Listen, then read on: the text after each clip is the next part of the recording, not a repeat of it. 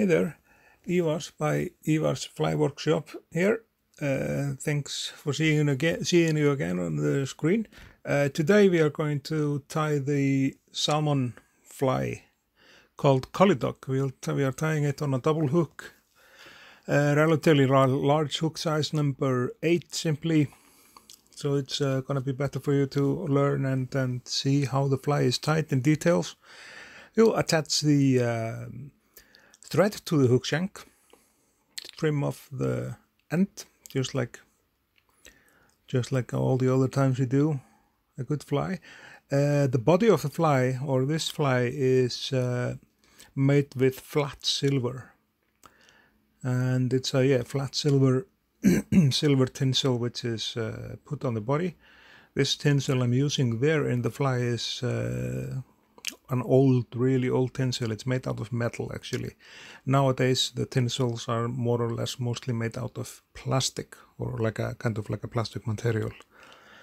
The tinsel is not the only part of the body. There is like a wire which is wrapped around the tinsel when the tinsel has been set down. We'll attach the wire to it over there. I'm using actually a golden wire for it, but it doesn't matter if you use a silver or a golden wire for the fly. I think it's supposed to be with a silver wire originally, but we'll use a golden wire for it this time. Make sure that you leave enough place for the head. That is very important when you're tying a salmon fly with a hair wing. That is to always have space in the front for the hair wing to sit on, because otherwise you can get too big head on the fly. The head is too much forward and blocking the eye of the hook, and on and on. So we want to keep like a secure space for our material there.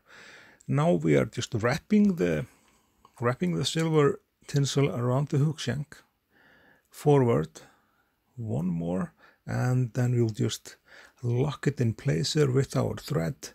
I'm using a 8/0 thread here in this fly. For such a big fly like this, it's okay to use 6/0 as well, which has more deniers in it than an 8. We'll use a black thread for it, and we'll just simply prepare the head there. Right before that, we'll just wrap the golden wire around, and you saw what I did. I take it back around the hook and pull it up, so the tension on the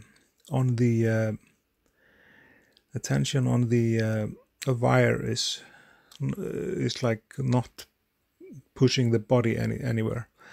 I use small hackle pliers to wrap the wire around, simply to make it easier. And if you're not stroking the wire with your fingers all the time, it's gonna be more shinier if you use the hackle pliers. As well, they are smaller than your fingers, so it's like really nice if you're wrapping some small feathers or some tiny material around. Those hackle pliers can come in very handy. Just trim the end of the wire off, and now we are starting to prepare to make the wing. I'm gonna use actually a black squirrel for the wing on this fly. Some people use temple dog.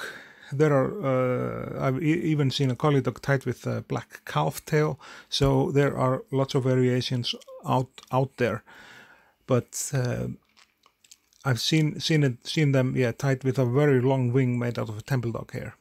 That's probably kind of like the original looks like. How I process the hair is that I cut them off, pinch the end of the hair, like the natural end, not the cutted one, and drag out the loose hairs. That way you will get like almost all the hairs to the same length. And this bunch I took, it's like too much for the fly, so I just split them in two. Just use a half of it this time, and make sure that you take the hairs like I'm doing, measure them on the hook before you attach them. Measure them kind of so you have an idea where they will be sitting on. My tricks with the hair is just to trim the end, again, just like a piece of a millimeter off, just so it's all even. Then to take a varnish and my needle and place like a little drop of varnish on the end of the hairs. Just like this. Just smear it around there, not too much of it, simply so it's like it has a hint of varnish on them. That's gonna make them obey when we place them on. As you see, they'll just stay in place. We may need to, you know, fix them with our finger or make them straight or some. But if you do these tricks with the varnish, it makes the head of the fly stronger, and it's definitely gonna make the wing stay in place. After I started to do this many years back, none of the hairs on my salmon flies with the hair wings or on any hair wing fly, it's been in place ever since. It's just gonna keep your wing at its place, which is very important when you're making a fly like this. It's very, like very early during my fly tying, or beginning when I started to tie flies, many of my wings just fell off. I was wondering why. And then I learned these tricks with the how to separate the hairs, and then with the varnish. That's a really, really handy trick. As you see, if I pull the wing is stuck totally, and now there's nothing left but to place the whip finishing tool on and do a couple of whip finishes to make the thread secure on the fly, just like that. And after that we will just make and give the fly like a decent coat of varnish on its head and let it dry, and then it's ready. That's all for now. I appreciate your reactions with this channel. There's a lot of new subscribers and a lot of demand on material, especially in Icelandic, to come online.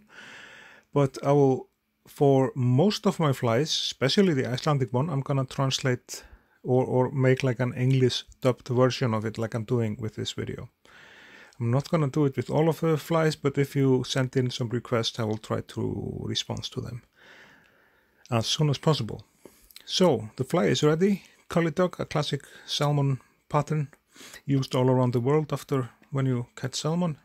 Thank you for watching. You can subscribe if you like, and like the video, and share the video among your and around the internet if you like.